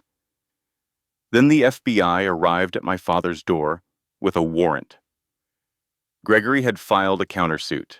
He was accusing my father of conspiracy to commit fraud, property manipulation, and coordinated harassment. The investigation would take months. Until it was resolved, we could not move forward with any of our plans, and that was when the stress finally broke me. I started bleeding in the middle of the night. Daniel rushed me to the hospital while my father followed in his truck, both of them breaking every speed limit to get me there. The doctor's face was grave when she came to talk to me. "Mrs. Ashford, the bleeding has stopped, and the baby's heartbeat is stable. But I have to be honest with you, this was a warning. The stress you are under is affecting your pregnancy. If you do not find a way to reduce it significantly, you could lose this baby." "What do I do?" I asked, tears streaming down my face. "Bed rest. No stress, no confrontations." "I know that is not realistic given your situation, but that is my medical advice. Your body is telling you it cannot handle any more." I lay in that hospital bed all night, watching strangers discuss my life on television. Pundits debated whether I was a gold digger or a victim. Gregory gave another interview, dabbing his eyes, talking about the woman I thought I knew, and I realized with terrible clarity that I was losing. Not just the court case or the public relations battle, I was losing my baby. I was losing my health. I was losing everything that mattered. For the first time since the nightmare began, I genuinely considered surrender. A soft knock on my hospital room door pulled me out of my spiral of despair. Maggie Brennan walked in carrying a small bouquet of flowers, her weathered face creased with worry and something else. Determination, perhaps. Or the look of someone who has finally decided to break a promise they have kept for too long. "I heard what happened," she said, sitting beside my bed and taking my hand. "Oh, sweetheart, I am so sorry. Maggie, I cannot do this anymore. He is winning. He is always going to win. I should just give up. Let him have whatever he wants. Protect my baby from all of this." "No," she said firmly. "He is not going to win, and I am done watching from the sidelines." She glanced at the door to make sure we were alone, then leaned close. "I have something. Something I have been holding back because I promised your father I would let him handle this his way. But I am done waiting. Done following rules while that monster destroys everything." She pulled a USB drive from her purse. 22 years I have worked in that house. 22 years of watching men like Gregory come and go, lying and cheating and destroying good people without consequences. I have kept records, not your father's records, mine. Every conversation I overheard while cleaning rooms I was supposed to be invisible in. Every document I copied while organizing files. Every lie I watched Gregory tell to one person after another. "Maggie," I whispered, hardly daring to hope. "On this drive is a recording of Gregory and Iris from 2 weeks before he threw you out. They were in his study, planning everything, and they did not know I was in the adjoining room changing the linens. They talked about the dinner party, how he would humiliate you publicly to establish grounds for the divorce, how they would spin the story afterward to make you look like the villain. Gregory did not just cheat on you, Josephine. He orchestrated your destruction. He planned every detail of your humiliation like it was a business presentation. And now we can prove it." 3 days later, I was out of the hospital and on prescribed bed rest at my father's cottage. I sat propped up on pillows while Walter, Daniel, and Helen gathered around a laptop to listen to Maggie's recording. Gregory's voice filled the room, clear and unmistakable. "The dinner party is perfect. Everyone who matters will be there. Business contacts, society people, all the right witnesses. When I announce the divorce, she will not be able to hide her reaction. The humiliation will be total and public." Iris's voice responded, sweet and calculating. "And if she cries, begs, even better. I want witnesses. I want everyone to see what happens when you try to hold on to something you never deserved. I want her broken in front of people who matter." "What about her father? That sad little property manager?" Gregory laughed, the sound of it making my skin crawl. "He is nobody. What is he going to do? Evict me? Their laughter echoed through the recording. Two predators celebrating their impending kill. The recording ended. Silence filled the room. This changes everything, Daniel said finally. Gregory's entire legal strategy is based on claiming he acted emotionally. That the dinner party announcement was a mistake made in the heat of the moment, something he regrets. This proves premeditation. This proves malice. Can we use it in court? My father asked. Absolutely. Maggie recorded it in a one-party consent state, and she was present in the room when the conversation occurred. Gregory's lawyers will fight its admission, but they will lose. This is admissible evidence of planning and intent.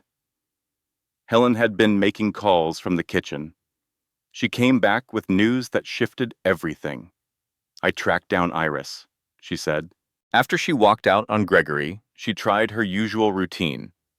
Found a tech investor in Austin, latched on, started the process of becoming indispensable.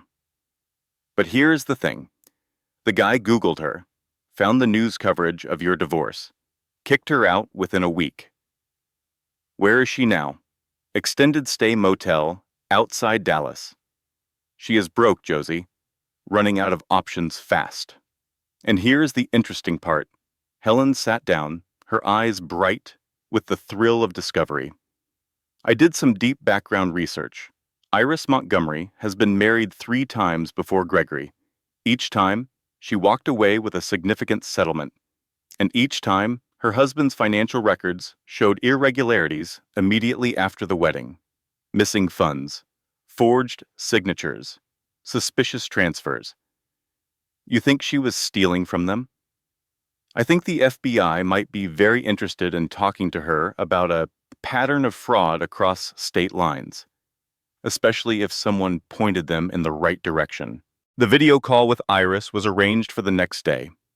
She appeared on screen, looking nothing like the triumphant woman who had worn my pearls at my humiliation dinner. Her makeup was uneven, hastily applied. Her hair was unwashed and pulled back in a messy ponytail. Her eyes were tired, the eyes of someone who has finally run out of moves. "What do you want, Josephine?" she asked flatly. "Come to gloat? I came to offer you a deal." "A deal? Honey, I do not have anything you want." "Yes, you do. You have recordings. Recordings of Gregory admitting to financial crimes. I know you were planning to use them as leverage after you married him." Her face flickered. A tell. She knew I knew. "Here's what I am offering," I continued. "You give me those recordings. You provide a sworn statement about Gregory's planning of my public humiliation, and you testify truthfully in the divorce proceedings about everything you witnessed. And in exchange, I do not hand the evidence of your pattern of fraud over to the FBI. I do not pursue charges. You walk away clean, find a fresh start somewhere new, and we never have to see each other again. Why would you do that? After everything I did to you?" I paused, considering my answer. The truth was complicated, because I am not like you, I said finally. And I am not like Gregory. I do not want revenge. I want freedom. I want my baby to have a life that is not defined by hatred and lawsuits and endless fighting. You can give me that freedom. I am not offering you this deal because I forgive you or because I think you deserve it. I am offering it because destroying you would cost me more than letting you go. Iris was quiet for a long moment. "You are pregnant?" 8 weeks when your boyfriend threw me out. Almost 4 months now. Something shifted in her face. Maybe it was guilt. Maybe it was just the practical calculation of a survivor, recognizing when she has been outmaneuvered. "I would never know which. I will send you everything tonight," she said quietly. "And Josephine, for what it is worth, I am sorry. Not because you are making me sorry, but because I have done enough in my life to know when I deserve what is happening to me." Over the next 3 weeks, we assembled everything. Iris's recordings of Gregory admitting to securities fraud, Maggie's recording of the planned humiliation, the financial documents from Gregory's safe, my father's property records proving Gregory's lies about the mansion, text messages, emails, bank statements, an airtight case built on Gregory's own words and actions. The FBI dropped their investigation of my father once they saw the actual evidence. Instead, they opened a new investigation into Gregory Ashford. His lawyers reached out for a settlement meeting. Gregory was finally ready to negotiate. The settlement meeting took place in a glass-walled conference room at Daniel's law firm downtown. We sat on one side of a polished table, Gregory and his attorney, Marcus Webb, on the other. Gregory looked different than I had ever seen him. Thinner, his expensive suit hanging loose on his frame, paler, the confident glow replaced by the gray pallor of sleepless nights. The arrogance was gone from his eyes, replaced by something that looked almost like fear. Marcus Webb made the opening offer. My client is prepared to offer a generous settlement, full ownership of the shared vehicles, $2 million cash, an agreement to cease all public statements about Mrs. Ashford, a clean break. Daniel did not even pretend to consider it. That is interesting, he said. We were actually going to offer something different. He slid a folder across the polished table. Mr. Ashford resigns from his company immediately. He signs over all marital assets to Mrs. Ashford. He issues a public apology acknowledging the premeditated nature of the dinner party humiliation. He agrees to permanent restraining orders and zero custody rights for any children of this marriage. Gregory's face went white. That is insane. I will never sign that. In exchange, Daniel continued as if Gregory had not spoken, we do not turn our evidence over to federal prosecutors, which, given the securities fraud, falsification of investor reports, and systematic financial deception, would result in a minimum of 10 years in federal prison. Silence. Gregory stared at the documents. His lawyer whispered urgently in his ear. I need time to review this, Gregory finally said, his voice barely audible. You have 24 hours, Daniel replied. I walked out of that meeting believing it was finally over. 24 hours, and this nightmare would end. I would have my divorce, my freedom, everything I needed to give my baby a good life. That night, I sat by the window in my father's cottage, one hand resting on my now visible baby bump. The stars were bright above the garden where my mother had once grown tomatoes, and for the first time in months, I felt something like peace. Then my phone rang. Unknown number. Do not hang up, Gregory said. We have nothing to discuss, Gregory. Talk to my lawyer. I'm not going to sign your settlement. Then you will go to prison. Maybe, maybe not. But here's the thing, Josephine. I am not going down alone. His voice was strange, too calm, too empty. The voice of a man who has already decided to burn everything down. I am going to give a press conference tomorrow morning, before your deadline. I am going to tell everyone about the baby. My blood turned to ice. Oh, I know about it, he continued. I have known for weeks. I have sources at the hospital, people who will share information for the right price. A baby conceived during our marriage, hidden from the father. That is going to change the whole story, is it not? What do you want, Gregory? I want to make you a deal. You drop everything, the settlement, the evidence, all of it. You walk away quietly. And in exchange, I do not tell the world that you tried to steal my child. That is insane. No court would give you custody after everything you have done. His laugh was bitter, empty of anything like humor. This is not about custody, Josephine. This is about destruction.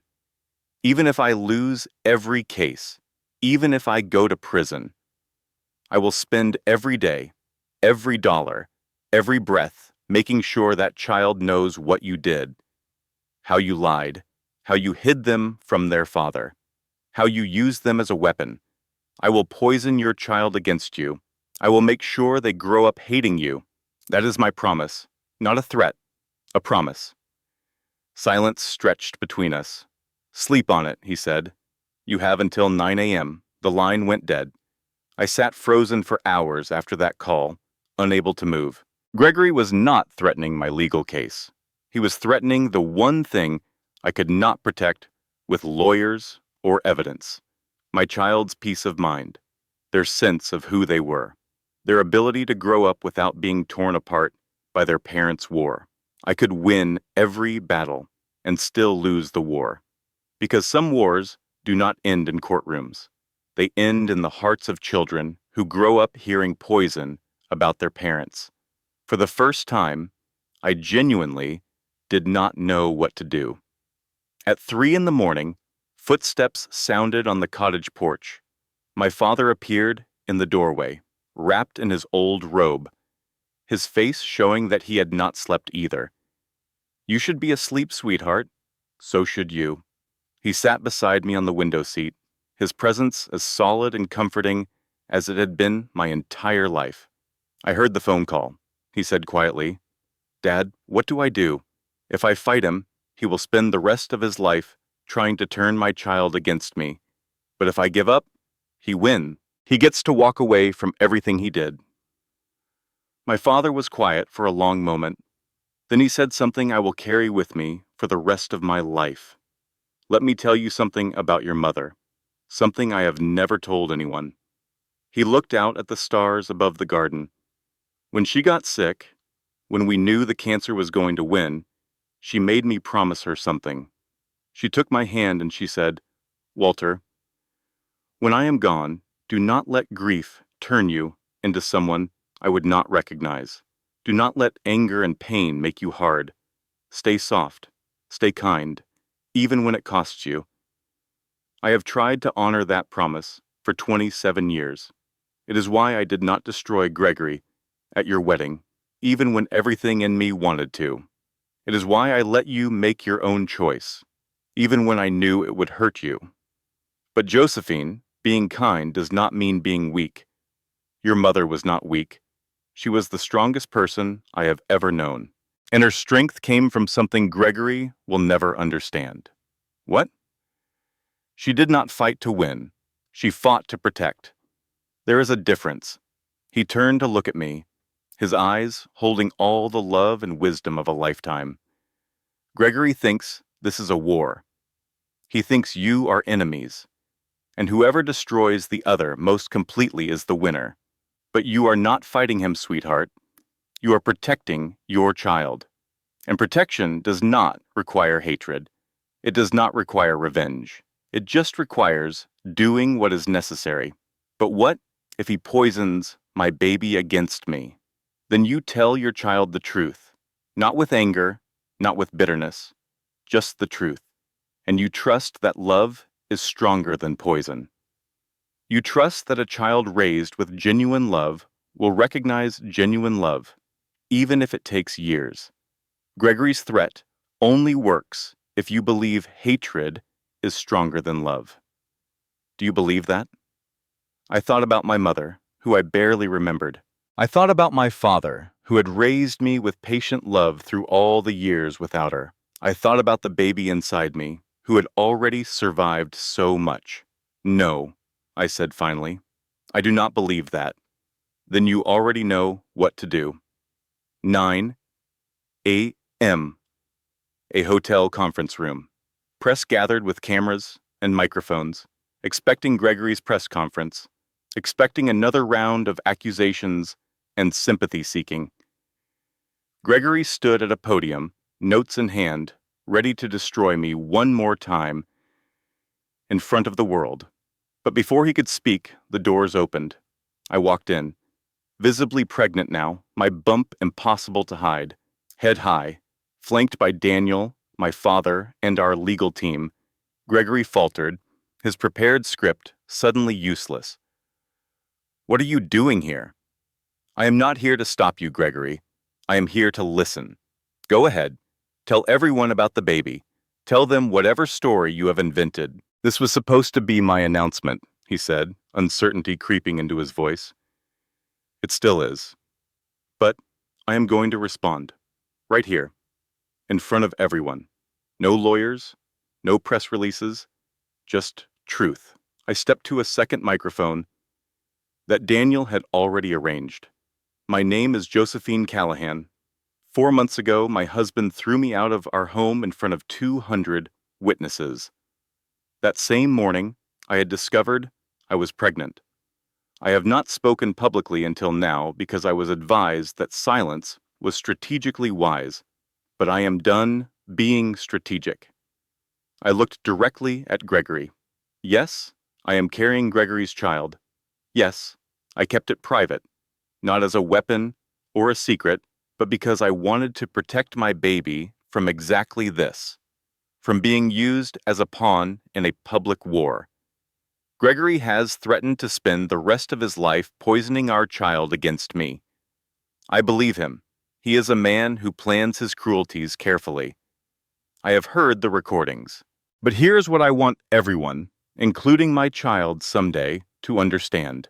I do not hate Gregory. I pity him. Because hatred is exhausting, revenge is empty, and a life built on destroying others is a life that destroys itself. I turned back to the cameras. Gregory can fight me for years. He can spread whatever lies he wants.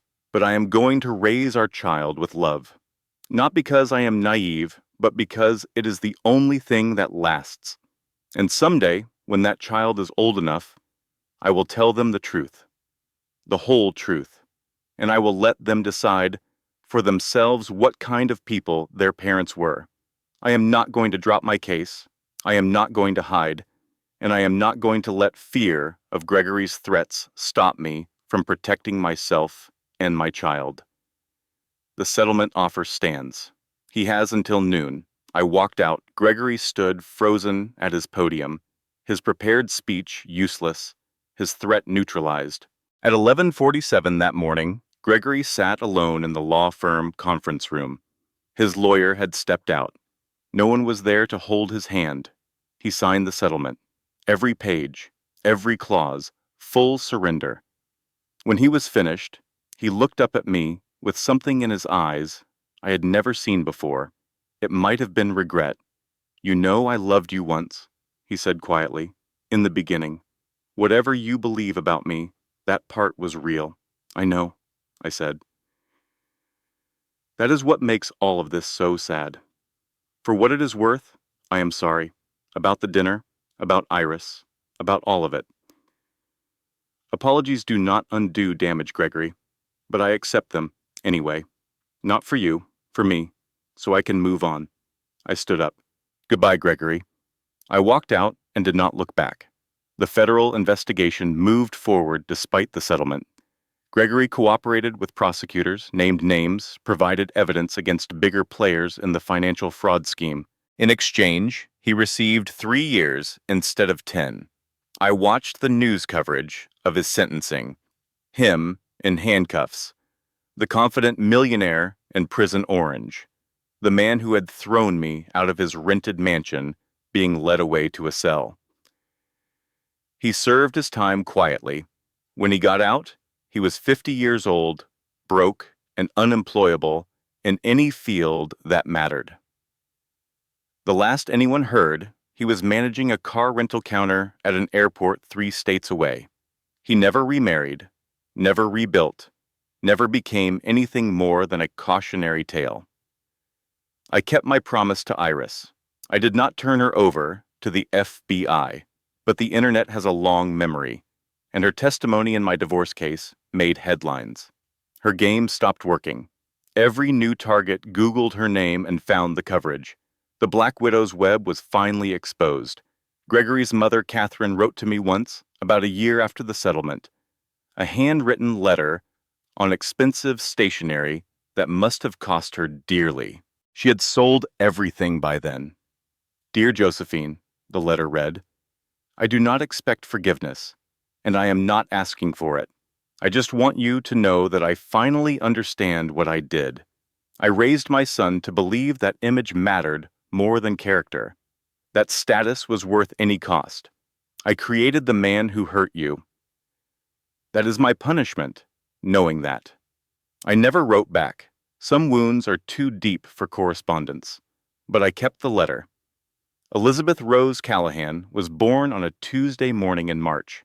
7 pounds, 4 ounces, brown eyes like mine, her father's chin, which we would deal with together. The moment I held her, everything that had come before faded into insignificance. The humiliation, the fear, the fighting, the nights I had spent wondering if I would survive. None of it mattered anymore. Only this small, perfect person in my arms. I finally understood what my father had told me years ago. When you were born, he had said, I looked at you and thought, everything before this was just practice. This is what I was meant for. I moved back into the mansion, not Gregory's mansion, my mother's mansion, the house my father had built for the woman he loved, now filled with the family she never got to meet. I stripped away the cold, modern decor Gregory had chosen and replaced it with warmth. Family photos on every surface, my mother's roses blooming again in the garden, children's toys eventually scattered in corners. A home, finally, instead of a showpiece. I married Daniel Reeves 2 years after my divorce was finalized. Small ceremony, 14 guests. Maggie walked me down the aisle alongside my father. Daniel had been there through everything. The hospital stays, the court dates, the late nights preparing documents. He had never pushed, never presumed, just been present and patient and kind. When he finally told me he had been in love with me for years, it felt like coming home. Elizabeth calls Daniel Daddy.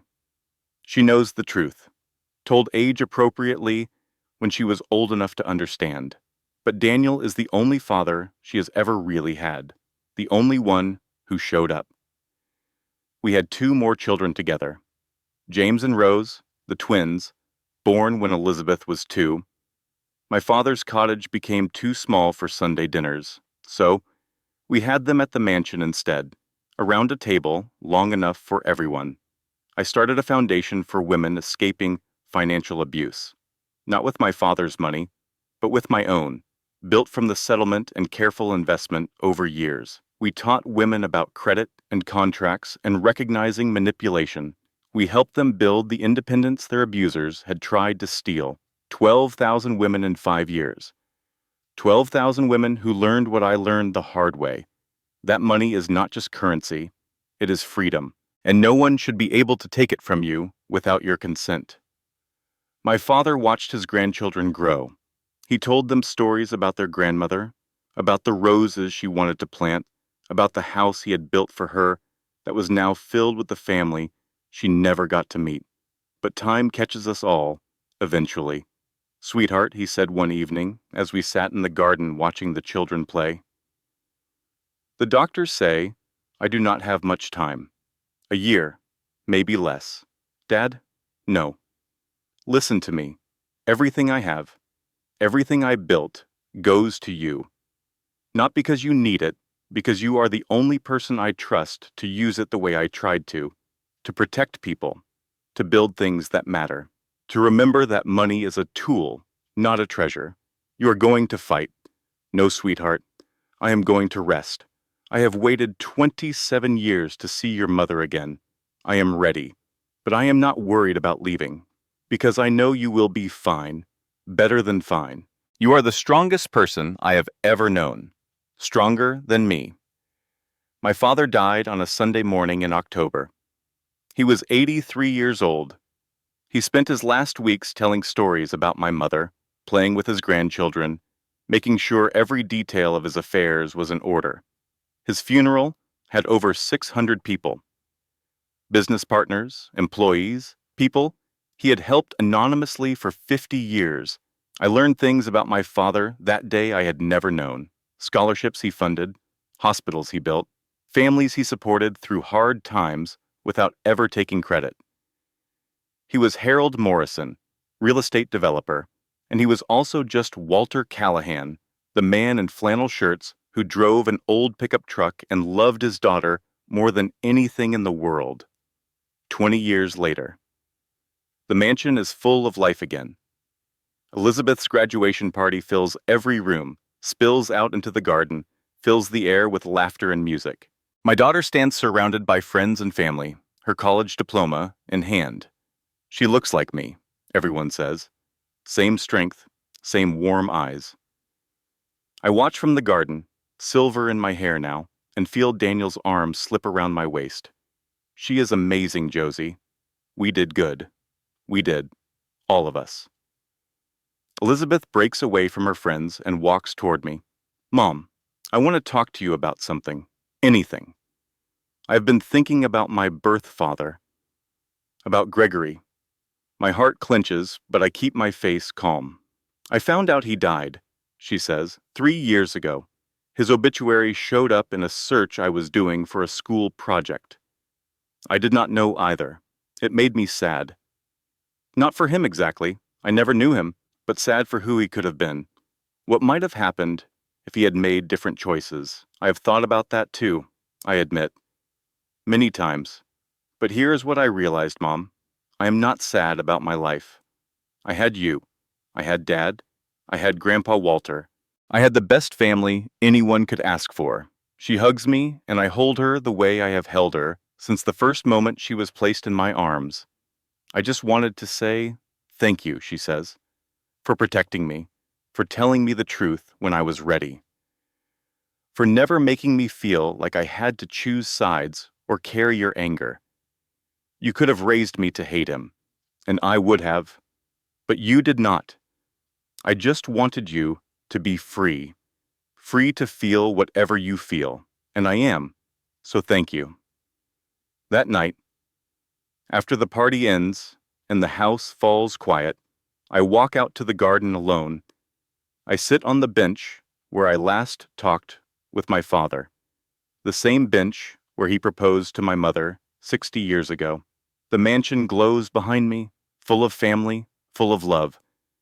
People ask me sometimes if I ever think about that night, the night Gregory threw me out, the night I sat in the rain with nothing but a suitcase and a secret growing inside me. I do think about it, not often, but sometimes. What I remember most is not the humiliation, not the fear or the anger or the triumph of what came after. What I remember is that moment on the curb when I decided to keep fighting, when I chose hope over despair, when I trusted that love was stronger than hatred. That was the moment that saved me, not my father's money, not the evidence I gathered, not even the truth about who owned the mansion. It was the choice to believe that I was worth fighting for. If you are listening to this story, if you are going through your own dark night, I want you to know something. You are worth fighting for too. Not because someone else says so, not because you have money or connections or luck, but because you exist, because you matter, because somewhere inside you is a strength you have not discovered yet. Gregory looked at me and saw worthless. My father looked at me and saw priceless. The difference was not in me, it was in them, in what they chose to see. Choose to see yourself the way the people who love you see you. And if you do not have those people yet, keep looking. They are out there, waiting for you. My name is Josephine Callahan. I was thrown out of a mansion by a man who had no idea he was standing on borrowed ground. But here's the thing he never understood. The ground was not what mattered.